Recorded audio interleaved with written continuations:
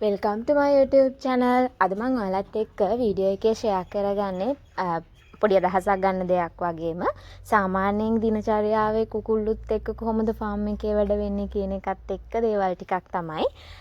සාමාන්‍යයෙන් මේ දවස්වල ගොඩක් රස්නේ දවස්. එතකොට සාමාන්‍යයෙන් එයාලට වතුර ගොඩක් දෙන්න ඕනි.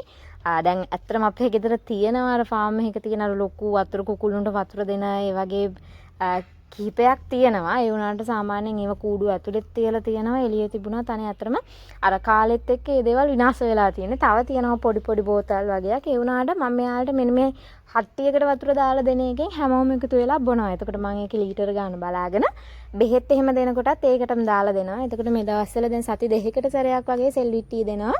කිකිලියොන්ට අනිවාර්යෙන්ම දෙන්න. එතකොට සාමාන්‍යයෙන් අර යාලගේ ඔය කකුල් පණ නැති වෙන්න සාමාන්‍ය සෙල්විටි කියලා කියන්නේ මේ එක පාම්ස් එකකින් ගන්න පුළුවන් අරගෙන වතුර ලීටර් දෙකකට සාමාන්‍ය මිලි දෙකක් ඒ වගේ දාලා කියන්නේ අර ලොකු ප්‍රමාණයක් දාන්න නැතුව සාමාන්‍ය ප්‍රමාණයක් දාලා දෙන්න පුළුවන්. එතකොට මේ දැන් උදේ මේ සාමාන්‍යයෙන් දවල් කියන්නේ 11ට විතර. එතකොට මේ බිත්තර දාන ටයිම් එක කට්ටිය මම මේවත් එක්කම තමයි පෙන්නන්නේ. එතකොට මම කෙසෙල් කොල්ල දීලා තියෙනවා. මම මේ පෙන්නන්නේ ෆාම් එකේ ඇතුලේ ටික. කියන්නේ මම ඔය කුකුළු ගම් කුකුළු හදන ඒ කොටස කෙසෙල් කොල්ල දීලා තියෙනවා. එතකොට පොඩි පැටවුත් එළියේ ඉන්නේ. ඔය වතුර නිතරම දැන් ඔය මේ කප් එක හැරුණකොට පොඩි පැටවුන්ට මොන තව පොඩි කප් දෙකක් තියලා තියෙනවා. වතුර නිතරම දෙනවා. මොකද රස්නේ දවස් නිසා අනිවාර්යෙන් යාලට වතුර දෙන්න. ඒ වගේම අපේ අර පරිසරය නම් ගොඩක්ම ඇත්තටම රස්නයක් එන්නේ නැහැ. ගොඩක් ගස් කොළන් තියෙන නිසා.